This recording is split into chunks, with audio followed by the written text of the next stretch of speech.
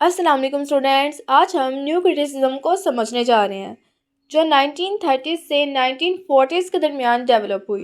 इसके जो की फिगर्स हैं उनमें जॉन क्राउड रैंसम और क्लिंट ब्रुक्स शामिल हैं। लेकिन स्टूडेंट जो न्यू क्रिटिसिज्म है ना, न्यू क्रिटिसिज्म को सिर्फ क्रिटिक्स के नाम से याद रखना काफ़ी नहीं है। ये असल में एक मेथड ऑफ रीडिंग है। न्यू क्रिटिक्स का मानना है कि जब हम किसी पोइम या लिटरेरी टेक्स्ट को एनालाइज करें ना, तो सिर्फ हमें टेक्स्ट पर फोकस करना चाहिए। क्यों? क्योंकि जो टेक्स्ट है वो सेल्फ कंटेंट ऑब्जेक्ट होता है और पोइम का मीनिंग टेक्स्ट के अंदर ही होता है, ना पोइट की लाइफ, ना हिस्ट्री, ना रीडर का पर्सनल इमोशन। इन सब पर फोकस नहीं करना, सिर्फ टेक्स्ट पर फोकस करना है।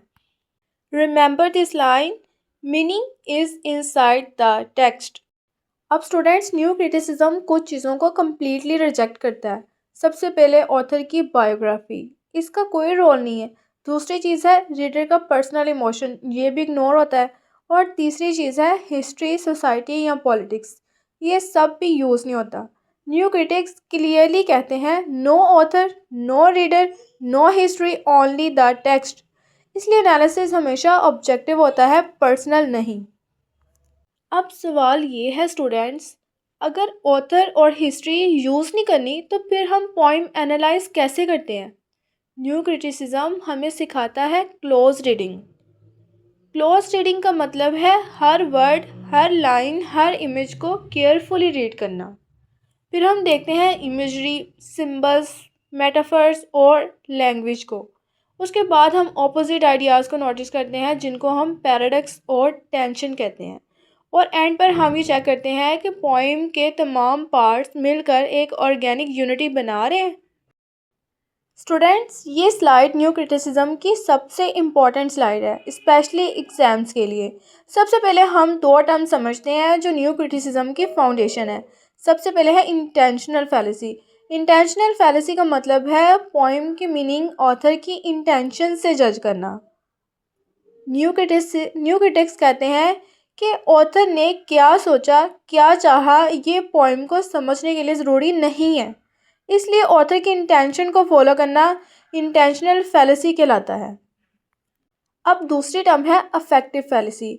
इसका मतलब है पोइम के मीनिंग रीडर के पर्सनल इमोशन से जज करना। अगर हम ये कहें कि मुझे पोइम सैड लग रही है इसलिए इसका मीनिंग ये है, तो ये अफेक्टिव फैलेसी होगी। अब न्यू क्रिटिसिज्म के मुताबिक ना ऑथर का इमोशन इम्पोर्टेंट है और ना रीडर का इमोशन इम्पोर्टेंट है। अब बाकी इंपॉर्टेंट टर्म्स को हम समझते हैं। पैराडॉक्स। पैराडॉक्स का मतलब है जब ऑपोजिट आइडियाज़ एक साथ काम कर रहे हो।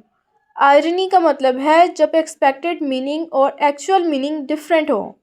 एम्बिग्युइटी का मतलब है जब एक लाइन के मल्टीपल मीनिंग्स हो सकते हैं।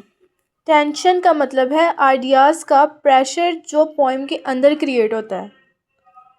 और एंड पर ऑर्गेनिक यूनिटी। ऑर्गेनिक यूनिटी का मतलब है कि पोइम का हर पार्ट मिलकर एक कंप्लीट और बैलेंस्ड मीनिंग बनाता है। अगर आप इन सब टर्म्स को आइडेंटिफाई कर लें तो आपका न्यू क्रिटिकल एनालिसिस स्ट्रॉन्ग और एग्ज़ाम रेडी हो जाता है। अब स्टूडेंट्स, न्यू क्रिटिसिज्म को अप्लाई करना बहुत सिंपल है। पोइम उठाइए, सिर्फ टेक्स्ट को रीड कीजिए। टेक्स्ट को रीड करने के बाद ऑथर और हिस्ट्री को साइड पर रखिए। वर्ड्स, इमेजरी और स्ट्रक्चर को एनालाइज कीजिए। ऑपोजिट आइडियाज़ और यूनिटी एक्सप्लेन कीजिए। और एंड पर ये बताइए कि पोइम का सेंट्रल मीनिंग टेक्स्ट के अंदर कैसे डेवलप होता है। इसलिए हम कह सकते हैं new criticism teach us how to read literature like a critic, not like a story teller. अगर आपको न्यू क्रिटिसिज्म समझ आ गया है तो वीडियो को लाइक करें और कमेंट में नाइस लिखें।